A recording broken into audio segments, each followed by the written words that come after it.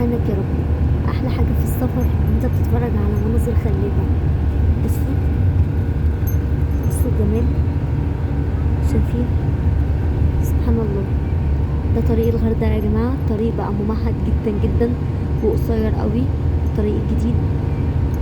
وكمان بقى يعني الوقت ما بقاش كبير خالص. من اسكندريه مثلا للغردقه انت ما بتخشش في 8 ساعات تقريبا او 10 ساعات بالكتير قوي قوي. 10 ساعات بتكون واصل الغردقه بالسلامه.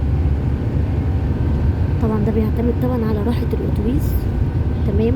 ولو اتوبيس حديث زي اللي احنا راكبينه ده وسواق متميز ومشرف تمام متمكن، فهتلاقي نفسك وصلت بسهوله.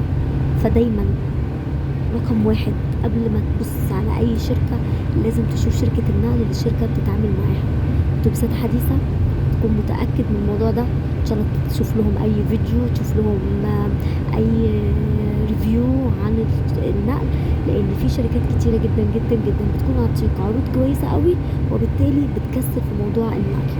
دي احنا بنقابلها مشكلة كبيرة.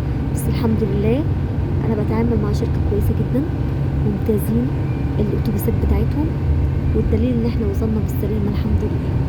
لاي استفسار اكتبلي في الكومنتات وهقول لك اسم الشركه لاي رحله انت عاوزها.